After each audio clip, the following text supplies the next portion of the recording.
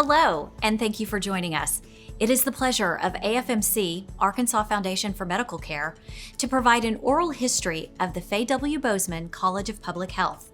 In the next hour, we will take a look back at how the College of Public Health came into existence. This documentary features interviews with key figures, including former governors Mike Huckabee and Mike Beebe, and provides context in the effort to bring this college from idea to reality.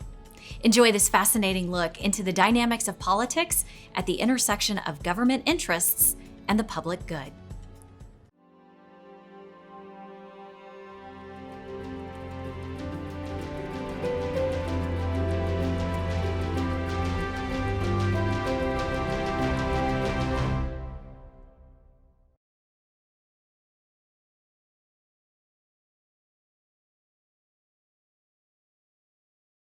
Hello, I'm Dr. Joe Bates, Associate Dean for Public Health Practice at the Fay Boozman College of Public Health at the University of Arkansas for Medical Sciences. I want to welcome you to a unique story, the outcome of which has helped improve the health of every Arkansan.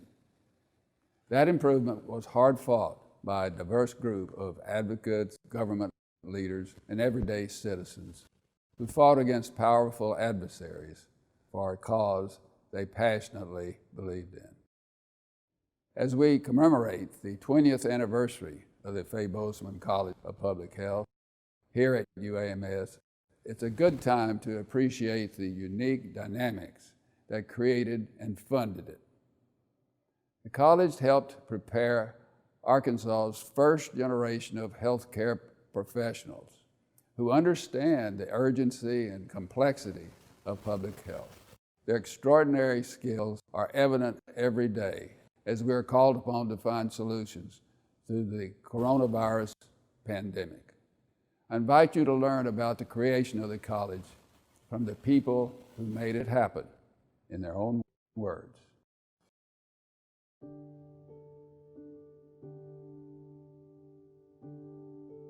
Arkansas is a very poor state, and Arkansas is also a very unhealthy state.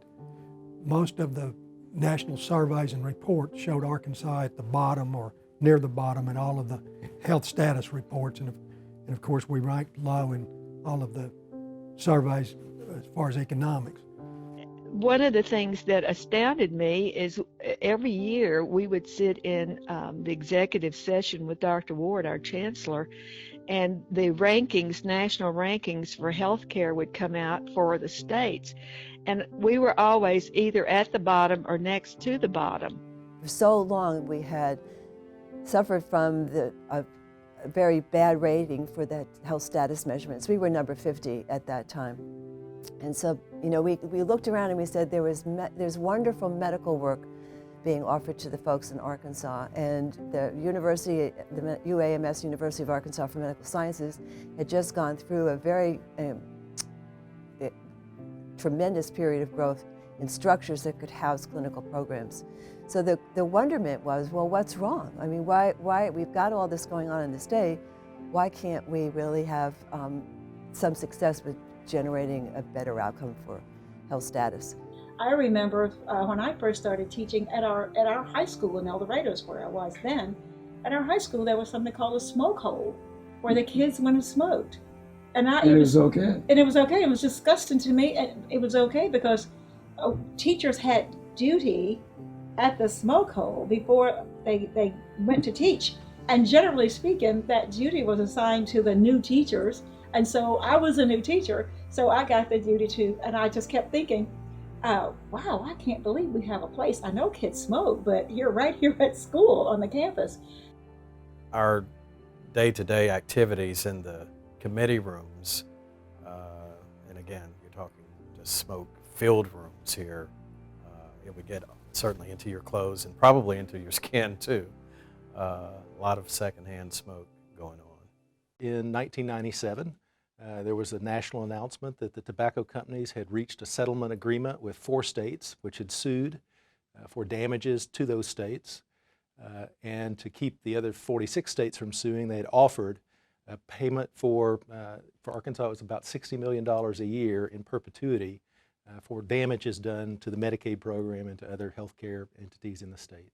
You know, Mike Moore, I guess, led all those AGs, and ultimately I think 46 states ended up settling together to receive the proceeds from the federal government or from the tobacco companies as a result of that settlement. Arkansas' share was estimated, I think, initially at somewhere between $45 and $60 million a year.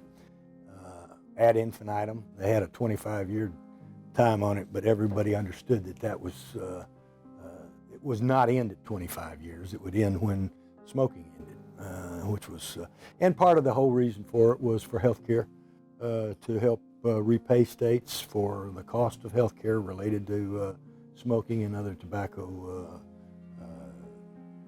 type illnesses. Governor Huckabee and some of the legislators led by Senator Jay Bradford, who had long time been a champion for public health in Arkansas, had determined that the money needed to be used for health improvement. So with that, the governor's office asked me to create a proposal for the expenditure of the money in a way that it could improve Arkansas health, the health of Arkansans. He was super excited over the possibilities of being able to make a difference for the people in the state of Arkansas. And then when this tobacco settlement came about, he was thrilled and set about immediately and working with others to see if we could not get this money set aside to just be used for health purposes. After all, a lot of the members of the General Assembly felt like that certainly the impact on health of individuals and on the public in general of tobacco use was really pretty material and even impacted what we spend as a public and as a state. There was no competition other than just the general fund for the legislature. And so that was kind of how it got started. That part of what the department proposed should include something of a permanent nature. And he used the word endowed. And from that directive, talking with Dr. Bates, the idea of the College of Public Health as that endowed component of the proposal emerged. And they said, what about the School of Public Health, putting that in there? And I said, man, it's more bureaucracy. I said, I was negative. I said, what does it do? And they explained it, and they said, we have to send our people to Tulane to get a master's degree. And a lot of them can't afford it and they can't go, and it really hurts our delivery of health care in the state of Arkansas.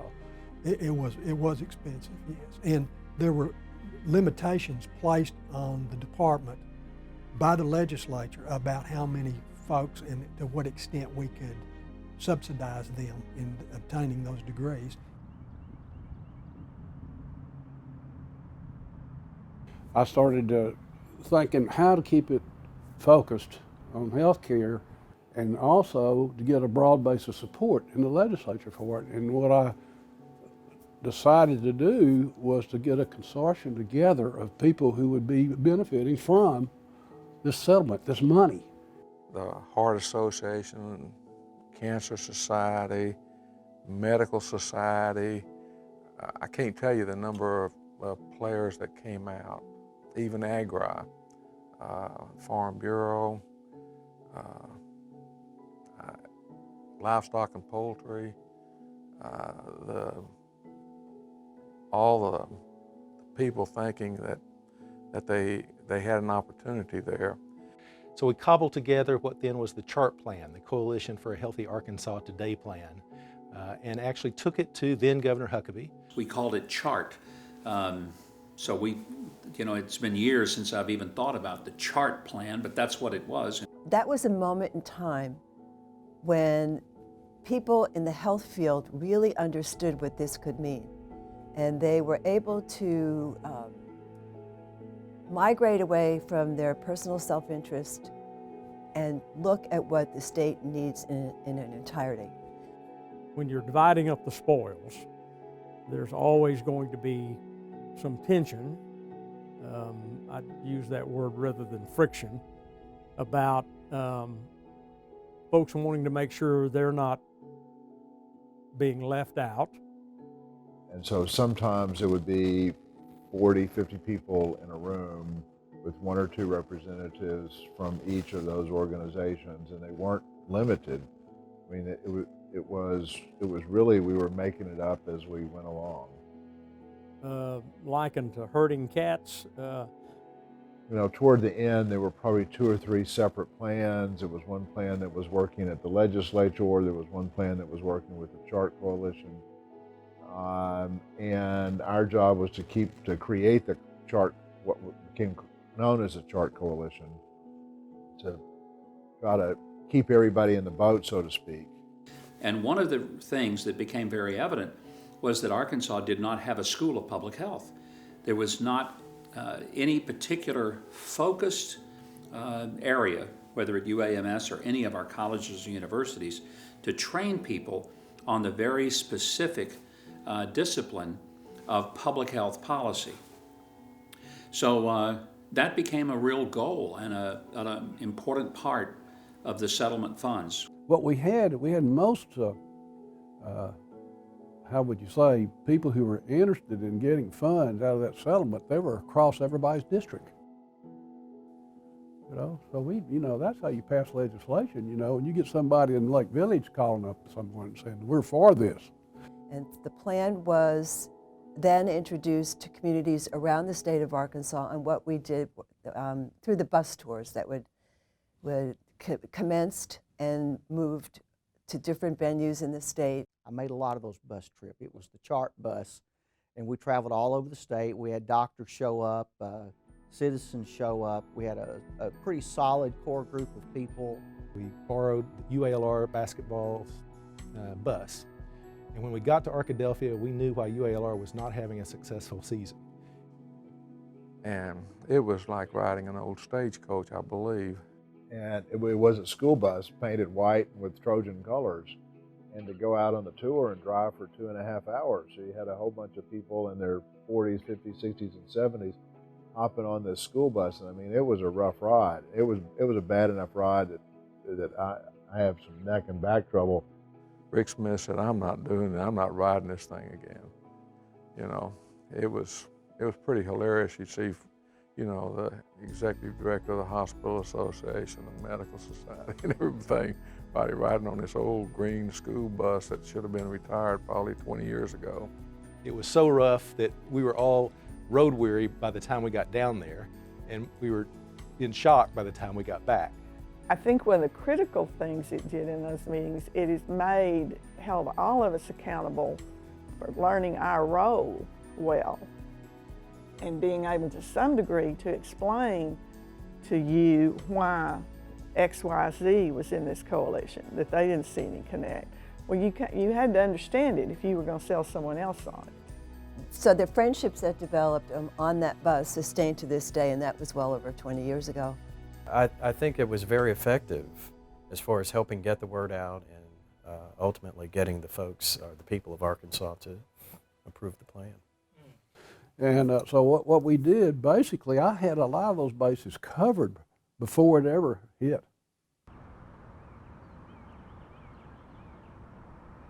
In the fall of 1999, legislative hearings were begun. Jay Bradford was president of the Senate at that time, and he started having numerous meetings and hearings. He started trying to get the players that were competing for this money together to agree on a sort of master settlement. We had some legislators, this may really surprise people, who wanted to take that money intended for health care and use it for special pet projects in their districts. I have to tell a story on Governor Beebe, who's my friend, and also he was the leader of the Senate. I was on his team, but he was the man that, you know, he was our leader. And so he said, "What are you doing in there?" And I said, "Well, I want to try to put the tobacco money focused it all on health care, and these are all people that will benefit from that. And I'm trying to get a broad base so we could pass a bill. He said, well, I'm not so sure about that. There are precious few advocates politically for research. It's not instant gratification by its very nature. It's not sexy politically so that you can immediately go back to your constituents and say, look what I did for you. And I said, listen, I'm going to put in a science building for Arkansas State University. He folded. I had him. He is so close to that university, and they're close to him. And we had, we just had great, certainly in the Senate, political support from the administration, as you mentioned, great political support. We ended up passing it through the Senate 29-0. I think we had 3 or 4 African American senators that just didn't vote because they were upset that UAPB was not included. They didn't vote against it, but they did not vote for it. And we had enough political support in the House to pass it, but we didn't have a key person that we needed to get it out of committee, and that was the Speaker of the House, Bob Johnson. The Speaker of the House at that point, Speaker Johnson, really legitimately and felt that the monies could be leveraged, and that the state could obtain better and higher use of the monies by leveraging with a bond issue itself. So Stevens had they had approached him and offered to buy the tobacco settlement for $500 million. Bob Johnson was very close to the securities industry. In fact, he was employed by a person who was very, very close to the securities industry. And so they convinced him that we should take this money, $60, $70 million a year, and securitize it. Give Arkansas a lump sum front-end amount of money that in effect bought for that firm, for some firm, the annualized payments. Governor Huckabee was against that. I was against that.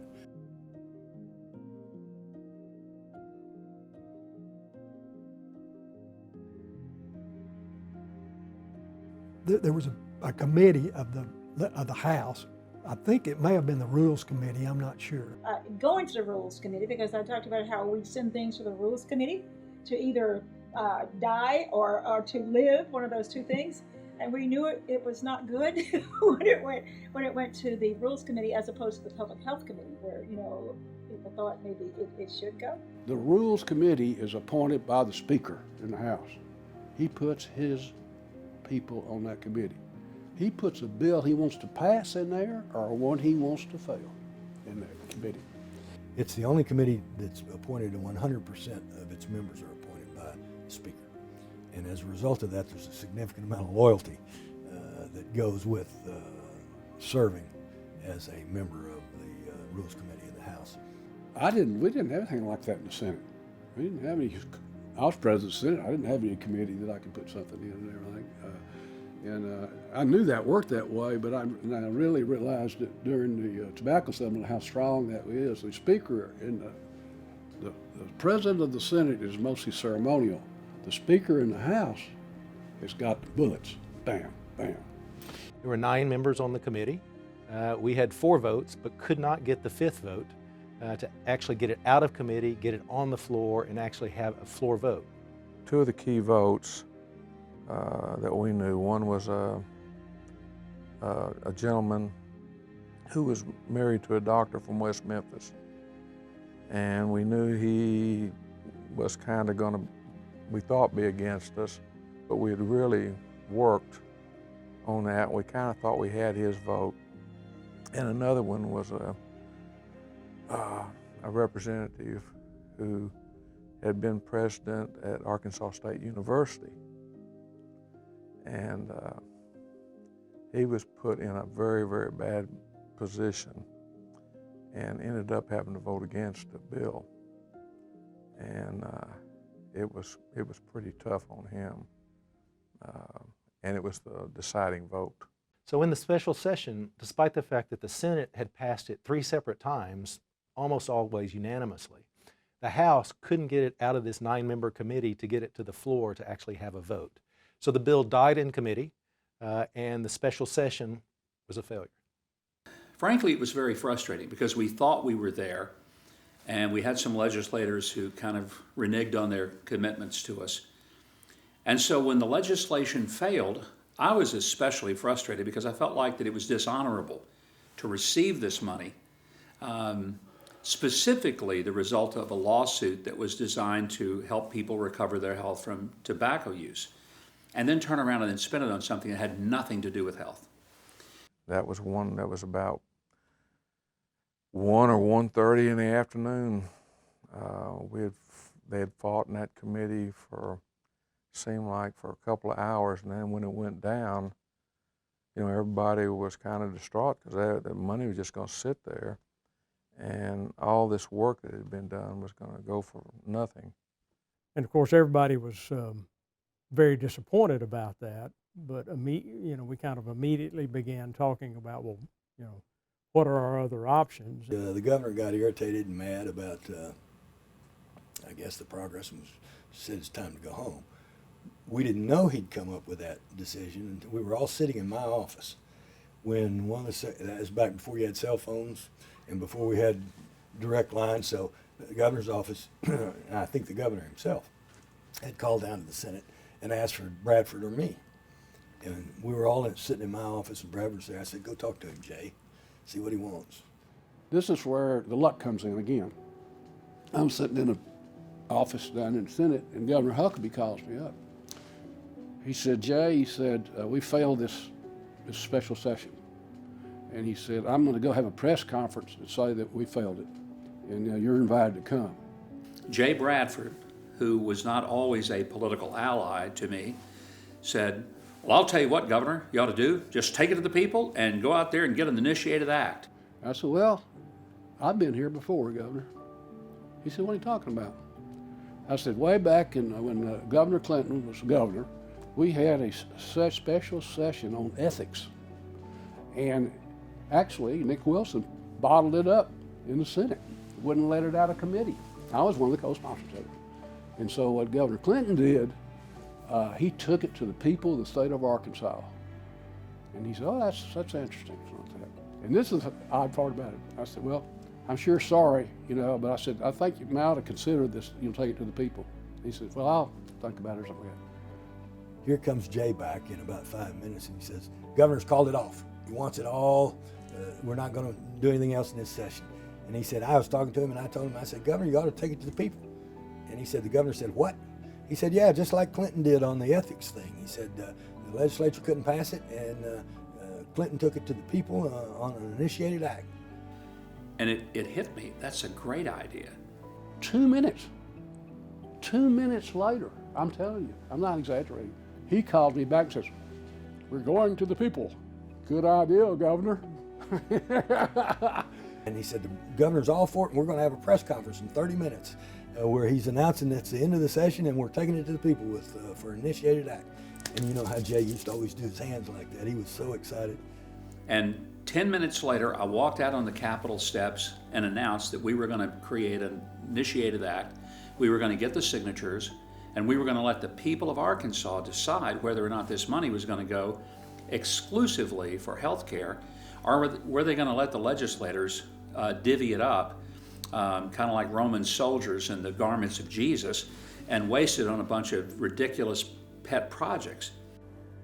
And we're just, those of us that had been through it were just going, we have let the tiger out of the fence now, You were there the day when we went out on the steps, weren't you? I remember it vividly. I do too. And I thought of all the people to give me the idea, it'd be Jay Bradford. We're going to interview Jay Bradford. He seldom gave me credit for anything, but he does give me credit for saying, well, I'll take it to the public. Tell him that story, and I just told him that story about Bill Clinton, and so he does give me credit for that. Because he used to brag to me every time I'd see him, now, Governor, I was the one who gave you the idea to take that initiated act. I was the one who gave you that idea. I said, Jay, I know. I give you credit for it.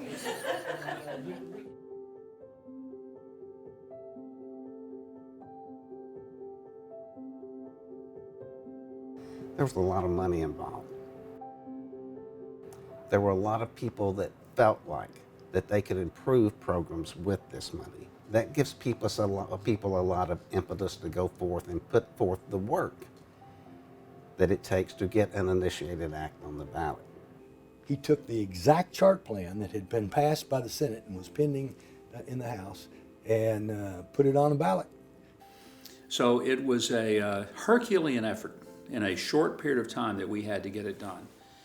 But we had an extraordinary effort from people throughout the state, obviously in the healthcare community, but in the education community. And there were many people who just knew this was the right thing to do. So to be an initiated act by the people, a petition has to be signed by 10% of the voters who voted in the previous election. In 2000, that required just short of 100,000 signatures. And I don't know that many people recognize it, but it's hard to get 100,000 signatures, particularly on something called the chart plan around public health and other interests that people didn't really understand. We were tasked with our share of getting signatures, and that's something I don't want to ever do again, but it took months. It was good, but there's nothing quite like a hot Arkansas afternoon on an asphalt parking lot getting signatures. The glamour of it goes away real quick. That was the summer, I remember, that was so hot. I ruined a pair of new leather shoes because walking the streets during that summer, I was going up a hill because this was a hard climb. I was over in Twin Lakes campaigning and getting signatures. And Lehigh Street goes up like this. And I thought, I've got to do this. and as I started up the hill, I began to feel sweat in my shoes, squishing in my shoes. Oh, That's wow. how hot it was and sweaty because they were leather shoes. And I don't know what I was doing that day. I think I started out early in the morning and it wasn't quite so hot then. But those shoes were ruined. Those shoes were ruined. I never could get the sweat smell out of those shoes. So thank you, tobacco settlement, for that. And you had to collect more than the minimum because a certain proportion are going to be invalidated by the Secretary of State. So I think we ended up coming in with about 120 to 130,000 signatures in the hopes that 20 to 30% were not invalid. Quite frankly, the work of getting it on the ballot almost, shadowed the work of putting the coalition together. Now, we got on the ballot, but then we were sued and were kicked off the ballot. I'm blanking on what the reason for the lawsuit was. I think they challenged that it was too complex a proposal and that people couldn't understand all of the moving parts inside of the chart plan. We had many close calls along the way. You always expect in an initiated act or a constitutional amendment that the opponents are going to at least make a legal run at you. And there was certainly that. The courts ruled in our favor. Secretary of State and the Attorney General deemed that it was solid, that it was a single expenditure of a single revenue source, and that the allocation was clearly delineated by percentages of how the money would be split up. And so with a few weeks to spare, we were placed back on the ballot. They also challenged us on the number of signatures, as I recall, and we had to prove that the signatures were valid, and we got well more than were required so that if they threw some out, we wouldn't have a last-minute loss on that. On election night, all of our chart members waited with bated breath to see whether we would be successful or not. That was the election when the election, there was a dispute for the general election, the presidential election, and all eyes in the medical community weren't focusing so much on the presidential election that night, although it was people were aware of it. We were very aware of what was going on with the initiated act.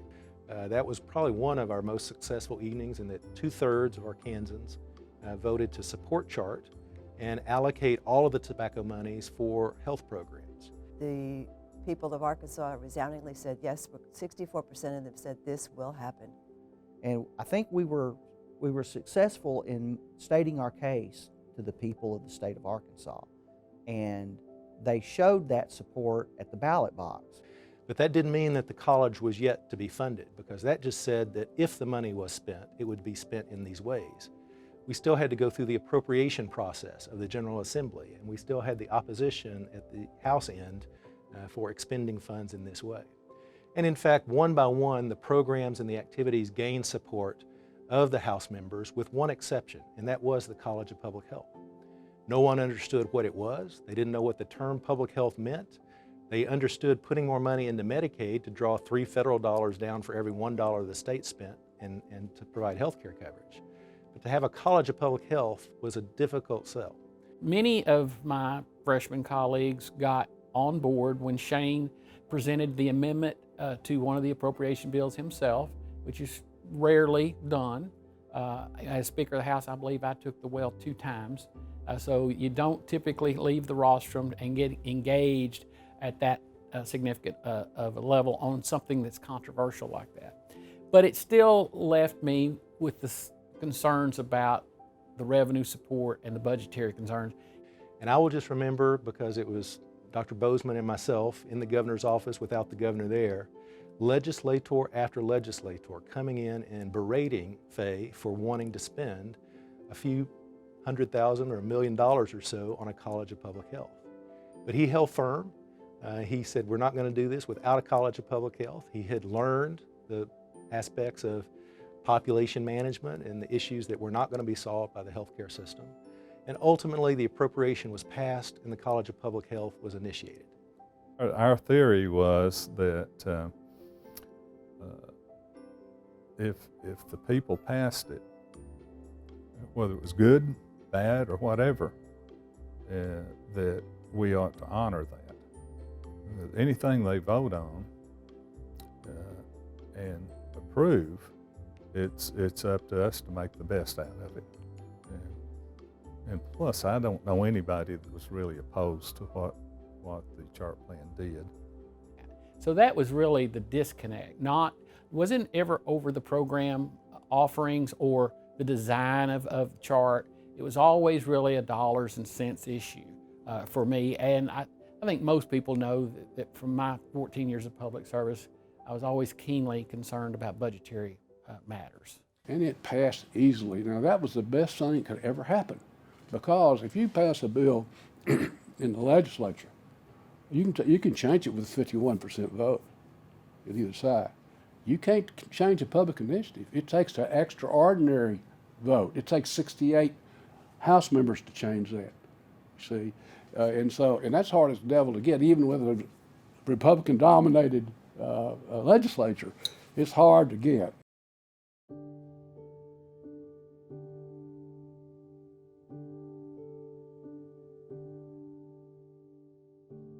We wouldn't have the College of Public Health if it had not been for Fay Boozman. There's no doubt in my mind about that. And I don't think anyone that you asked that was involved would disagree with that. He decided he needed to learn about public health. So he enrolled in the Tulane Executive MPH, Masters of Public Health program. So he worked full-time either at the health department or in the governor's office, and took this course, this 2-year course in New Orleans, learning stuff that I'm sure he hadn't thought about in 30 years, because he was probably in his 50s when he was doing that. We served together in the Senate, and he was a good senator who epitomized that idea of gentleman. I never saw him mad, I never saw him unkind, I always saw him patient and totally different from me. And he turned out to be an enormously valuable part of helping to move forward in everything from immunization to greater access to public health clinics and community health clinics. He would encourage us to sort of set very bold goals. And maybe they weren't achievable, a particular health metric or whatever we were working on, but he wanted us to set the bar high. And I think in some ways, because in terms of health care and the general well-being of the populace in the state for many years, the bar had been fairly low. And Fay had a greater vision. And then he was tragically killed in an accident on his farm one Saturday. I think it was maybe one of the worst days of my life, because he and I, again, were very close on a personal level, not just professional. And I remember getting the call And a state trooper called me and said, Dr. Boozman has died. And I'm thinking, Dr. Boozman? Well, his dad has been gone for some time, and I don't think he was a doctor. And then it hit me that they were talking about Fay. It was such a waste that Fay died young and so unexpectedly. Probably one of the nicer human beings I've ever known in my life, with such a deep sense of decency and kindness. There were, and I don't remember whether they were representatives or senators, that went to the governor and said because of all the work that Fay had done in bringing about this vision, that they thought it was very appropriate, because everything was so timely, to actually name the school after him, because of the hours upon hours upon hours, and people upon people upon people that he had involved to help bring this about. I think a great legacy for him and for someone who helped tirelessly make sure that that money was going to be devoted to health care in Arkansas. I thought Tom Bruce did an outstanding job getting the initial work done to launch the college. He's just a great person, and I had the good fortune to know him for quite a long time. Tom had, when I interviewed in January of 2002, Tom had a pro-tem infrastructure in place already. You can't talk to Tom Bruce, obviously, because he died.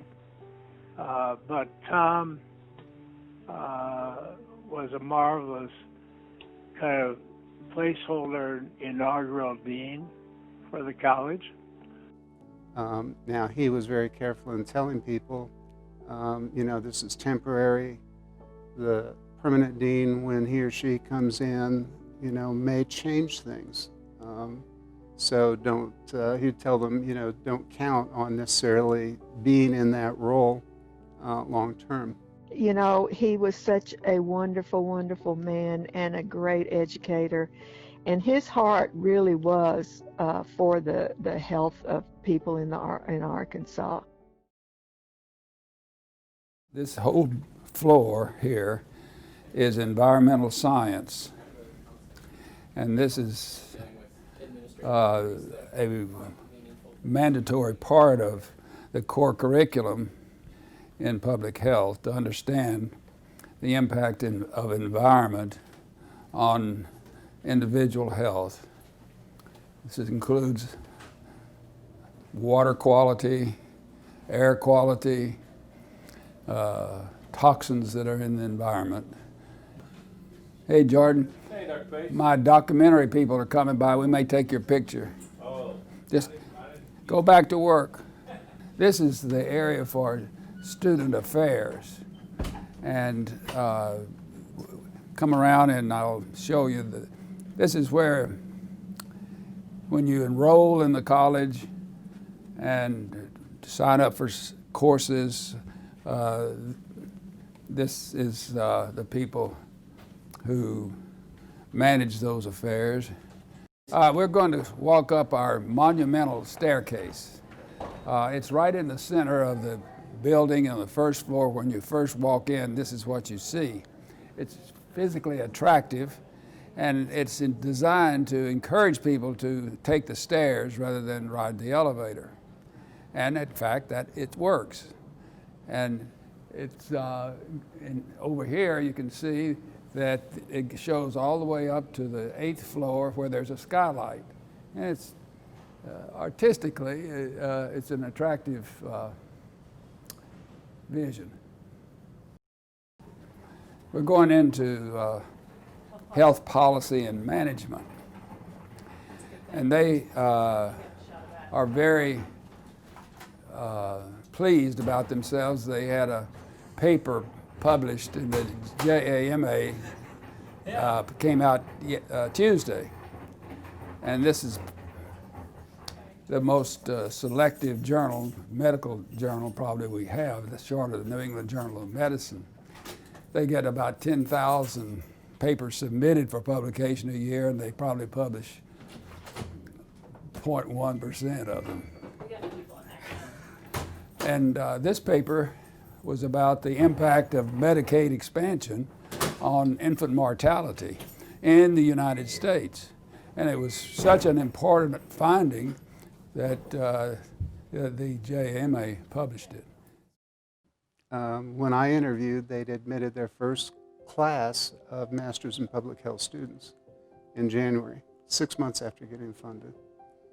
Just a remarkably busy time, I'm sure, to get to that point. We had about 45 students in our inaugural class at that point in time. Most schools will work for 10, 12, 15, 20 years until they get to the point that they're ready to become an accredited school of public health.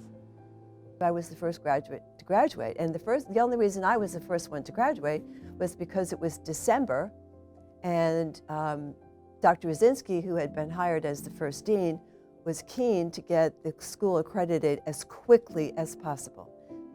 So he said to me one day about probably 9 months before that December date, is there any chance you could speed up and get this course done? And I said, of course I will. So I got into high gear, and we got that degree done in December, and they submitted their application in January.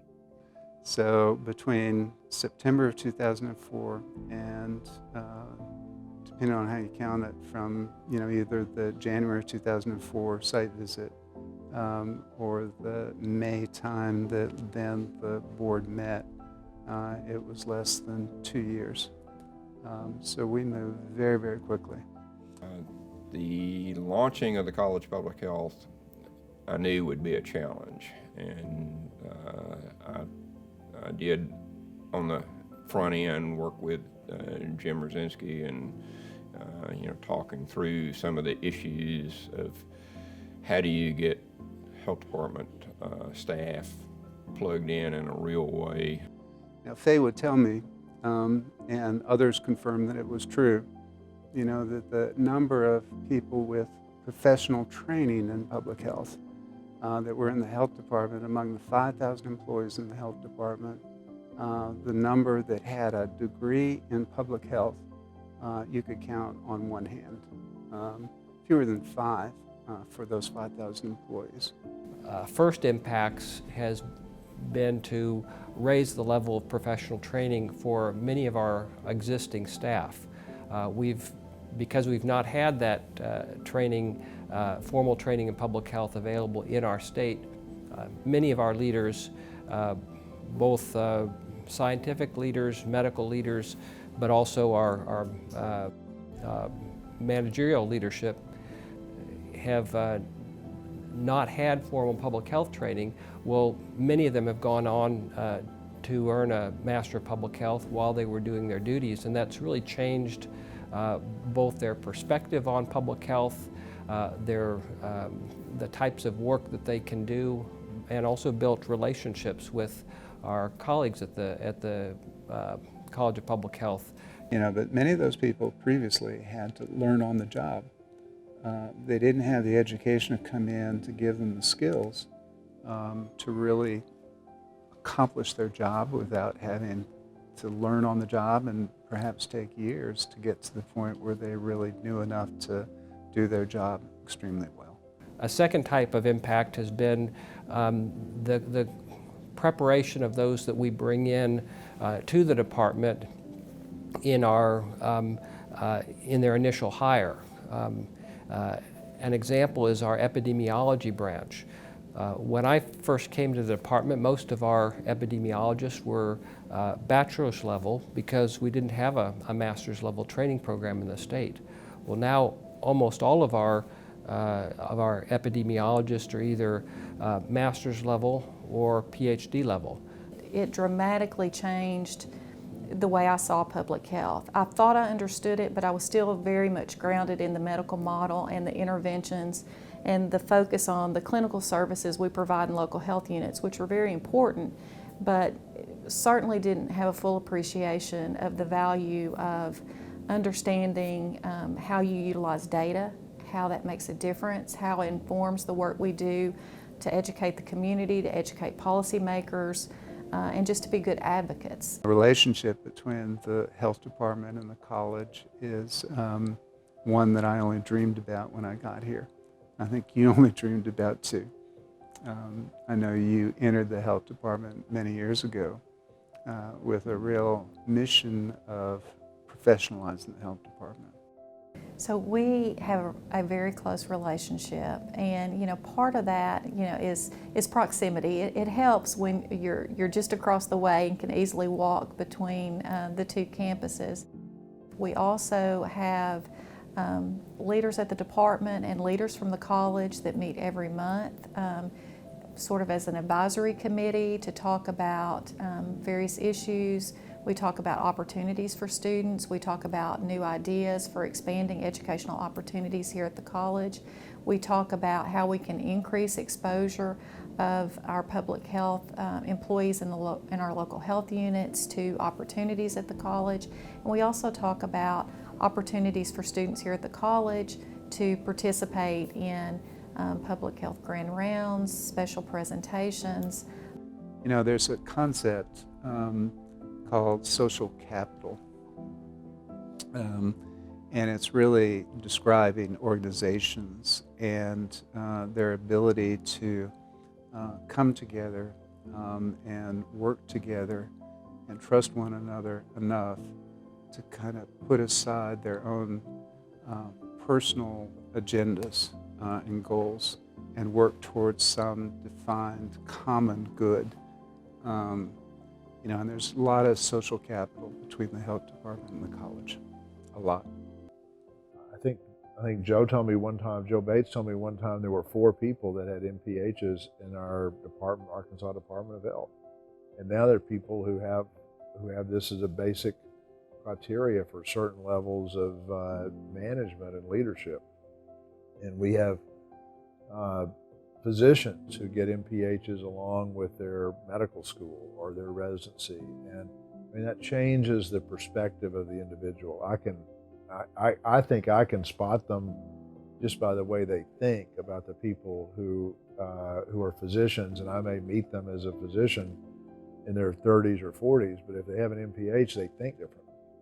It's unbelievable, really. And I just checked on and I haven't really kept up with it since I haven't been in office, but as of this year, since 2001, it's over $1 billion.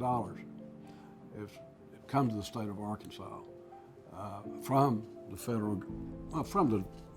tobacco companies, not the federal government, and that doesn't really. That comes in and it multiplies itself, frankly. I mean, it pays salaries and health facilities and things like that, and they pay taxes. And so, probably an economist could say it's to the state of Arkansas, it's probably doubled itself with economic benefit. It has elevated the available people in our state that have the knowledge and expertise to address public health issues. Prior to having a College of Public Health, we struggled sometimes to find people with the expertise that we needed to address these difficult problems. So that's been probably one of the biggest and most publicly noticeable concepts and things that we were able to do. And I think it brought a better understanding of how many different components and how many people in that village it takes to pull this off, because we could have never pulled it off, I don't think, without the broad-based coalition that was put together. I would say what I'm proudest about that came out of the chart plan was the School of Public Health and that effort, and then to actually see the brick and mortar as well come out of the ground, and for the programs that they are advocating for the betterment of Arkansans. I think that we have seen in the state as well as really throughout the United States, the College of Public Health being a major factor as far as positioning public policy in this state and putting forth public policy in this state, and actually allowing us to have information, and I hate to use this term these days, but the data that we have available to us today to show us possibly where the public policy areas that we should emphasize should be. And I think a lot of that has been created by the emphasis being placed upon the College of Public Health. Politics sometimes can be very divisive. It tends to be where it falls to the left or to the right. It's what I call horizontal politics. Everything is left, right, liberal, conservative, Democrat, Republican. It can be sometimes counterproductive. One of the things that I really believed happened during a course of a number of years is that we started seeing healthcare not as an ideological issue. We didn't see it horizontally. We looked at it vertically. Were we doing better? Are we doing worse? Are we going up? Are we going down? And when any political issue can be moved from the horizontal, taken out of the left, right, liberal, conservative, Democrat, Republican, and put in the context of the vertical, where it becomes, is it better or is it worse? Are we improving the life of our citizens, or are we missing the opportunity? Then I think we can get great things accomplished.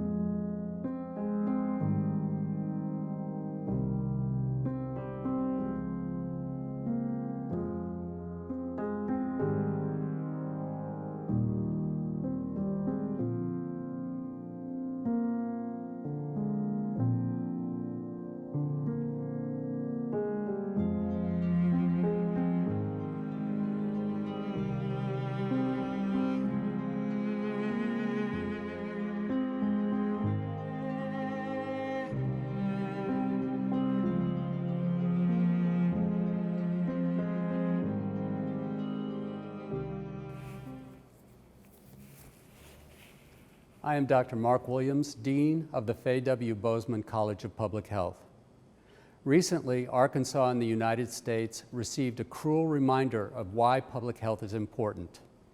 The coronavirus has taught and reinforced two terrible lessons. First, we are all part of a global community. And second, we as a collective are still subject to the microbes that inhabit our world. Ever since John Snow plotted cholera cases on a simple map and traced the source of the epidemic in central London to a contaminated water well, public health has been society's first response in the fight against killer epidemics. As a society, we have taken public health far too much for granted. We give little thought to the clean water we drink, the clean air we breathe, and the systems that give us a clean environment in which to live. Yet these collective activities have done more to improve human health in the last 120 years than all the clinical interventions that have been developed. Public health does not produce miraculous cures or heroic interventions. It's far more basic and, in many ways, far more important. Public health has quite literally provided the background for the creation of the modern society in which we live. As the Fay W. Boozman College of Public Health enters its third decade, we will continue to work to achieve our mission to improve the health of all Arkansans through education, research, and service. We will continue because all people deserve to live healthy and productive lives, to live in communities free of harmful contaminants and infectious and chronic diseases, and to pass these along to their children. The coronavirus epidemic of 2020 has taught us a collective lesson. We need well-trained public health scientists and practitioners, and that is what we do here at the Fay W. Boozman College of Public Health.